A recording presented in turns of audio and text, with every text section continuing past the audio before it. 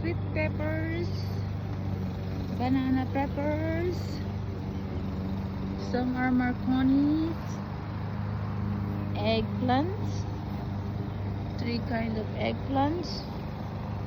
Those are my herbs, onion, chives.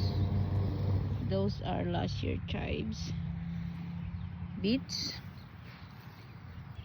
I got zucchini early.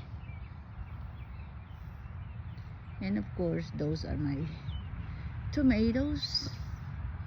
Happy tomatoes.